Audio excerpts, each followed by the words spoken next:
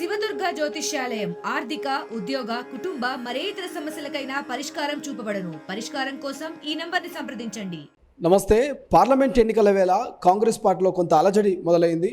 నిన్న ఏదైతే రెండవ జాబితాను కాంగ్రెస్ పార్టీ విడుదల చేసిందో, రెండవ జాబితాలో ప్రధానంగా వలసదారులకు మాత్రమే టికెట్లు కనిపిస్తూ ఉన్నాయి. సో గతంలో పార్టీ కోసము కష్టపడినటువంటి నాయకులు కావచ్చు, కార్యకర్తలు కావచ్చు, వాళ్ళకు టికెట్లు రాలేవన్నటువంటి కొంత అలజడి అయితే కనిపిస్తుంది. ఈ నేపథ్యంలో కాంగ్రెస్ పార్టీకి సంబంధించిన సీనియర్ నాయకులు, సీనియర్ వైస్ ప్రెసిడెంట్ నిరంజన్ గారు అయితే ఇక మల్లికార్జున ఖర్గే గారికి లేఖ రాశారు. ఎందుకు లేఖ రాయాల్సి వచ్చింది, ఆ లేఖకి ఏమైనా రిప్లై వచ్చిందా, లేక రాష్ట్ర అధిష్టానం నుంచి ఏమైనా ఫోన్లు వచ్చాయో ఒకసారి మాట్లాడే ప్రయత్నం చేద్దాం. నిరంజన్ గారు, మీరు రాసినటువంటి లేఖ ద్వారా అక్కడ ఢిల్లీ నుంచి పెద్దల నుంచి కావచ్చు, రాష్ట్ర పెద్దల నుంచి ఏమైనా మీకు కాల్స్ వచ్చాయా?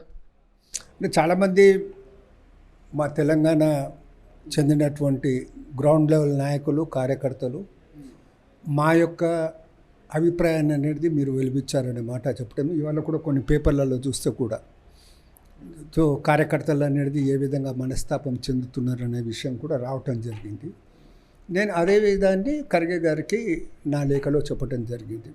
నేను చెప్పింది ఏంటంటే, తెలంగాణలో ప్రజలు అనేది 10 సంవత్సరాల బీఆర్ఎస్ పరిపాలన తర్వాత ఒక మార్పు కోరుకున్నారు. ఆ మార్పు కోరుకునేసి వాళ్ళు కాంగ్రెస్ పార్టీని గెలిపించడం జరిగింది. కాంగ్రెస్ కార్యకర్తలు కూడా 10 సంవత్సరాలు పోరాడినరు, వాళ్ళు కష్టపడ్డరు, నష్టపడ్డరు. తర్వాత ఎన్నో ఉద్యమాలు కూడా చేసిండ్రు బీఆర్ఎస్ ప్రభుత్వానికి వ్యతిరేకంగా. అయితే ఏ ఉద్దేశంతో ప్రజలు అనేది మార్పు కోరుకుంటారో, మార్పు కోరి కాంగ్రెస్ను అధికారంలోకి తీసుకొచ్చిందో, కాంగ్రెస్ అధికారంలోకి వచ్చిన తర్వాత మళ్ళీ అదే బీఆర్ఎస్కు చెందిన వారు వచ్చేసేసి పార్లమెంట్లో వాళ్ళకి టికెట్ ఇవ్వటం అనేది అది సముచితం కాదు. ఒకసారి మళ్ళీ రీకన్సిడర్ చేయమని మాత్రం నేను లెటర్లో కోరడం జరిగింది. వారు ఆలోచించాల్సిన, అంటే కార్యకర్తల యొక్క మనోభావాలను కూడా దృష్టిలో పెట్టుకోవాలి. వాళ్ళు ఏం నిర్ణయం తీసుకుంటారు. ఇంకా చాలా టైం ఉంది మనకు. ఏది ఏప్రిల్ 25 వరకు మనకు లాస్ట్ డేట్ ఆఫ్ నామినేషన్ ఉంది. అంతలోపట వాళ్ళు ఏం నిర్ణయం తీసుకుంటారో వాళ్ళు తీసుకుంటారు. ఏ విధంగా కార్యకర్తలను కన్విన్స్ చేస్తారో ఆ విధంగా కన్విన్స్ చేస్తారు. ఇప్పుడు మనం ఏం చెప్పలేము. అది ఇప్పటికే చాలామంది కాంగ్రెస్ పార్టీ సీనియర్ నాయకుల్ని క్వశ్చన్ అడిగాము. నేను మొన్నటి వరకు దొంగలు, అవినీతి పరులు అన్నటువంటి నాయకులంతా కూడా కాంగ్రెస్ పార్టీలో చేర్చుకుంటుంది అనేది ప్రధానంగా అక్కడక్కడ వినిపిస్తున్నటువంటి మాట. ఎందుకు వాళ్ళని అవినీతి పరులు, దొంగలు అన్నారు, ఇప్పుడేమో పార్టీలో చేర్చుకుంటున్నారు? కారణం ఏమిటి? ఇప్పుడు ఆల్రెడీ ఈ మధ్యలో జరిగిన పొలిటికల్ అఫైర్స్ కమిటీలో ఒక నిర్ణయం తీసుకోవటం జరిగింది. పార్టీలోకి ఎవరు రావాలన్నా వాళ్ళని ఆహ్వానిద్దాము అనే మాట, కానీ వాళ్ళు వచ్చేది అన్కండిషనల్గా రావాలనే మాట చెప్తుంది. వాళ్ళు కొన్ని రోజులు పార్టీలో పనిచేసిన తర్వాత వాళ్ళకి ఏమన్నా అవకాశాలు ఉంటే ఇద్దామనే మాట కూడా అందులో మాట్లాడింది. అది ప్రెస్లో కూడా రావటం జరిగింది. వాళ్ళు రావటానికి ఎవరు వ్యతిరేకంగా లేరు, రావచ్చు. కానీ రాగానే వాళ్ళకి అనేది పెద్దపీట వేయటం అనేది ముందరి నుంచి కార్యకర్తలు ఎక్కడైనా జరిగేది. ముందరి నుంచి కార్యకర్తలకు కొత్త మనస్తాపం కలుగుతుంది. ఆ మనస్తాపం కలగకుండా చూడండి, మళ్ళీ రీకన్సిడర్ చేయండి ఆ లిస్టును అనేది చెప్పడం జరిగింది. అని ఒక సీనియర్ నాయకులుగా, ఒక సీనియర్ వైస్ ప్రెసిడెంట్గా మీకేమనిపిస్తుంది? కాంగ్రెస్ పార్టీ అభ్యర్థుల్ని సర్వే ద్వారా ఎంపిక చేస్తుంది. సో అదేవిధంగా ఆశావాహుల నుంచి 309 మంది దాదాపుగా ఆ యొక్క పార్లమెంట్ ఎన్నికల వేళ వాళ్ళు దరఖాస్తు చేసుకోవడం జరిగింది. సో సర్వేలు నిజంగా చేసి అభ్యర్థులను ఎంపిక చేస్తుందా, లేదంటే స్పాంటేనియస్గా ఎంపిక చేస్తుందా? ఇప్పుడు selection committee, central selection committee ఉన్నదో ఆ ప్రశ్న వాళ్ళని అడగాలి. అది ఇప్పుడు సర్వేలు చేస్తున్నామంటున్నారు, కార్యకర్తల అభిప్రాయాలు కూడా తీసుకుంటున్నామనే మాట మాట్లాడుతున్నారు. పెద్ద లీడర్లు కొందరు వాళ్ళతో కూడా చర్చలు సాగిస్తున్నామని. అల్టిమేట్ డిసిషన్ అనేది ఏ బేసిస్లో తీసుకుంటున్నారు అనేది వాళ్ళకే తెలుసు. అది మన లెవెల్లో లేదు. ఓకే సార్, ఏమనిపిస్తుంది సార్? బీజేపీ ఇప్పటికే ఇక బలంగా ఉన్నాం, ఈసారి మెజారిటీ ఆఫ్ సీట్లు మాయ అంటున్నారు తెలంగాణలో. మీరు కూడా మెజారిటీ ఆఫ్ సీట్లు మాయ అంటున్నారు. సో బీఆర్ఎస్ పాత్ర ఏముంది సార్? ఎందుకంటే బీఆర్ఎస్ ఖాళీ అయ్యి కాంగ్రెస్లో చేరుతుంది, అటు బీజేపీలో చేరుతుంది. బీఆర్ఎస్ పాత్ర ఎట్లా ఉండబోతుంది? బీఆర్ఎస్ పాత్ర మనకు చాలా స్పష్టంగా తెలుస్తుంది కదా. అందులో ఉన్న లీడర్లు అందరూ ఇటు బీజేపీకి పోతున్నారు, ఇటు కాంగ్రెస్లోకి వస్తున్నారు. అసలు బీఆర్ఎస్ పరిస్థితి అనేది అస్తవ్యస్తంగా ఉన్నది. బహుశా ఈ వచ్చే ఎన్నికల్లో వాళ్ళకు ఒక సీటు కూడా రావటం అనేది కష్టంగానే కనబడుతుంది. అది సో బీఆర్ఎస్ అనేది ఆల్మోస్ట్ ముఖ్యమంత్రి గారు చెప్పినట్టు క్లోజ్ చాప్టర్ అది. వరుసగా నిన్న మందకృష్ణ మాదిగ కూడా కామెంట్ చేసిండు, కాంగ్రెస్లో రెడ్డిల రాజ్యం నడుస్తుంది, ఇక మాల రాజ్యం నడుస్తుంది, మాదిగలకు అన్యాయం జరుగుతుందంటూ కూడా కామెంట్ చేశారు. సో ఇది కేవలం సీట్ల కేటాయింపు మీదే చేసిన అనేది బయట నడుస్తున్న చర్చ. ఏం చెప్తారు? ఇప్పుడు వ్యక్తిగతంగా నేనేంటంటే కులము మతాలకు పరంగా నేను మాట్లాడా, ఎందుకంటే ఐఎమ్ ఏ గాంధీయన్. గాంధీ గారు కోరింది ఏంటంటే కుల మత రహితమైన సమాజం కావాలని కోరింది. నేను కూడా కోరేది ఏంటంటే కులమత రహితమైన సమాజం కావాలని. సరే, ఎవరంతల వాళ్ళు వాళ్ళ హక్కుల గురించి మాకు ఇంత షేర్ రావటం లేదని చెప్పుకోవటానికి వాళ్ళు చెప్పుకోవచ్చు, కానీ యాజ్ ఎ ప్రిన్సిపల్ గాంధీయన్ నేను దాని మీద వ్యాఖ్యానించాను. ఒక మాట, గతంలో 19 సీట్లు గెలిచారు అనుకుంటా. ఐ థింక్ 19లో 14 మంది కూడా మీ సొంత పార్టీ నేతలే పార్టీ మారినటువంటి సందర్భం. ఇప్పుడు వేరే పార్టీ నుంచి మీ పార్టీలో వచ్చి ఇక కండువా కప్పుకొని పోటీ చేస్తున్నటువంటి సందర్భం. రేపు పొద్దున మీకు హ్యాండ్ ఇచ్చి వేరే పార్టీలోకి వెళ్ళినటువంటి గ్యారంటీ ఏముంది?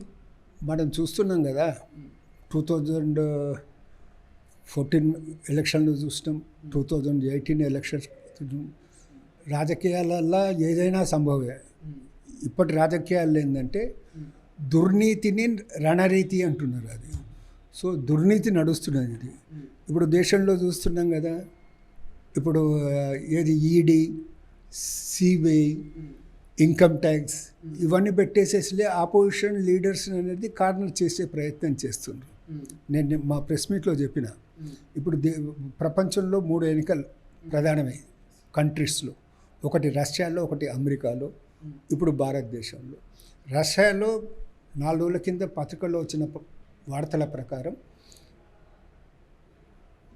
పుతిన్ గారికి అనేది వన్ సైడెడ్ అనేది స్టేజ్ మేనేజ్డ్ ఎలక్షన్స్ నడిపిస్తుందనేసి పత్రికలో రావటం జరిగింది. పడుతున్న ఓట్లలో 87% పైన అనేది ఓట్లు పుతిన్కే పడుతున్నాయి అనేసి వచ్చింది. ఆపోజిషన్లో ఉన్నతనికి 4 వచ్చిందనేసి పడ్డది. అదే రష్యాలో పరిస్థితి అది. మరొక పెద్ద దేశం అమెరికాలోని పరిస్థితి ఏంటంటే, ట్రంప్ గారు ఒక 5 రోజుల కింద మాట్లాడాడు, ఒకవేళ నేను ఓడిపోతే దేశంలో బ్లడ్ షెడ్ అంటే రక్తపాతం జరుగుతుంది అనే మాట ఆయన చెప్పడం. ఇప్పుడు మన దేశంలో ఎన్నికలు జరుగుతున్నాయి. దానికి ఆ 2 దేశాల ఎన్నికలకు మన దేశానికి కూడా సామీప్యం కనబడుతుంది నా దృష్టిలో. ఎందుకంటే ఏ విధంగానైతే ఆపోజిషన్స్ను కార్నర్ చేస్తున్నారో, మా కాంగ్రెస్ పార్టీ యొక్క అకౌంట్స్ అనేది ఫ్రీ చేయటం జరిగింది. హిస్టరీలో ఫస్ట్ టైం ఆఫ్టర్ ఇండిపెండెన్స్ నేను చూస్తుంది ఏంటంటే, ఒక మేజర్ పొలిటికల్ పార్టీ నిన్న ప్రెస్ మీట్ పెట్టి శ్రీమతి సోనియా గాంధీ, తర్వాత రాహుల్ గాంధీ, ఖర్గే గారు వీళ్ళందరిలో ప్రెస్ మీట్ పెట్టి ఆర్థికంగా ఇన్కమ్ ట్యాక్స్ ద్వారా మమ్మల్ని ఎంత ఇబ్బంది పరుస్తున్నారు, మా నాయకులు ఎక్కడన్నా పోవాలన్నా ఏదైనా అడ్వర్టైజ్మెంట్ ఇవ్వాలన్నా కనీసం డబ్బులు లేనటువంటి పరిస్థితుల్లో మేము ఉన్నామని వారు చెప్పటం. తర్వాత మొన్న నోటిఫికేషన్ వచ్చింది తమిళనాడు అసెంబ్లీ ఎలక్షన్స్కు, పార్లమెంట్ ఎలక్షన్స్ కూడా. తమిళనాడులో నిన్న టీవీ ఛానల్లో చూస్తే తమిళనాడులో కొందరు పొలిటికల్ లీడర్స్ ఇండ్ల మీద ఇన్కమ్ ట్యాక్స్ దాడులు. అయితే వాళ్ళు ఇన్కమ్ ట్యాక్స్ దాడులను ఎదుర్కోవాలన్నా లేకుంటే ఏది ఎలక్షన్ ఎదుర్కోవాలన్నా? నిన్న రాత్రి చూస్తే ఆయనను కేజ్రీవాల్ని గారిని అరెస్ట్ చేయటం జరిగింది. సో ఈ ఎన్నికల వరకు ఈ 1 month ఈ కేజ్రీవాల్కి సంబంధించి ఈ అరెస్ట్ అనేది ఇన్ని రోజులు డైలీ సీరియల్గా నడిచింది. ఇక్కడ కవిత, అక్కడ కేజ్రీవాల్ కేవలం ఎన్నికల కోసమైనా నిజంగా చట్టం తన పని తాను చేసుకుపోయింది అనుకోవాలి. చట్టం తన పని తాను చేసుకుంటేనే జస్ట్ ఎన్నికల ముందే ఎందుకు జరగాలి, కోడ్ వచ్చిన తర్వాత ఎందుకు జరగాలి, అంతకుముందే ఎందుకు చేయలేదని నా ప్రశ్న. సరే, ఇప్పుడు ఇది దేశంలో ప్రజాస్వామ్యంలో ఎన్నికలది అనేది చాలా మెయిన్ ఇంపార్టెంట్. ఇంపార్షియల్గా ఎన్నికలు జరగాలి. ఇంత పెద్ద దేశంలో ఇంపార్షియల్గా ఎన్నికలు జరిగే పరిస్థితి ఉంటే, కోడ్ వచ్చిన తర్వాత, షెడ్యూల్ వచ్చిన తర్వాత ఇన్ని రోజులు ఆగిండ్రు కదా, మీరు ఒక ఎన్నికల వరకు ఆగలేరా? దాని మీద మీ ఇన్వెస్టిగేషను లేకుంటే అరెస్టులు అవి చేయటం ఇన్ని రోజులు ఆగిండ్రు కదా. మరి ఇన్ని రోజులు ఆగుతలే మీరు ప్రజాస్వామ్యంలో మీరు కూడాలే ఏది ఇంపార్షియల్గా ఎలక్షన్ జరపడానికి మీరు కూడా ఒక రోల్ ప్లే చేసిన వాళ్ళు లేక మీకు పేరు వస్తుండే, ఈడీ కానీ, ఇన్కమ్ ట్యాక్స్ కానీ, సిబిఐ కానీ. కానీ మీరంతా నేరో మ్యాండేట్గా ఎందుకు చేస్తుండ్రో అది పెద్ద క్వశ్చన్ మార్క్ ప్రజల్లో ఉంది. ఓవరాల్గా స్టేట్ విషయానికి వస్తే 100 రోజుల పాటు రేవంత్ రెడ్డి గారి పరిపాలన ఏమనిపిస్తుంది? ఈ 6 గ్యారెంటీలు పూర్తి స్థాయిలో సామాన్యుల వరకు చేరుకున్నాయంటే ఏం చెప్తారు? 100%గా పూర్తిగా చిత్తశుద్ధితోటిలే మా ప్రభుత్వం, కాంగ్రెస్ ప్రభుత్వం రేవంత్ రెడ్డి గారి నాయకత్వంలో అన్ని గ్యారెంటీలను ఇంప్లిమెంట్ చేయటంకి శాయశక్తుల ప్రయత్నం చేస్తుంది. రాగానే వారనేది మహిళలకు ఉచిత బస్ ప్రయాణ సౌకర్యం ఇవ్వడం జరిగింది. వేలాది మంది రోజులే బస్సులలో ఉచితంగా సౌకర్యం సంతోషపడుతున్నారు వాళ్ళు. అదేవిధంగా 200 యూనిట్స్కు అనేది ఫ్రీ కరెంటు అది కూడా ఇంప్లిమెంట్ అయింది. అదేవిధంగా రాజీవ్ ఆరోగ్యశ్రీ అనేది 5 లక్షల నుంచి 10 లక్షలకు పెంచడం జరిగింది, అది కూడా అమల్లో ఉన్నది.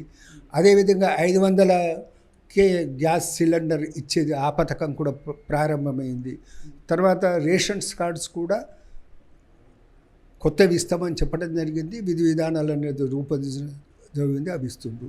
సో మన గవర్నమెంట్ అనేది వచ్చే టైంకు, కాంగ్రెస్ గవర్నమెంట్ వచ్చే టైంకు వాళ్ళు బీఆర్ఎస్ ప్రభుత్వం అనేది ఖజానా మొత్తం ఖాళీ చేసిపోయింది.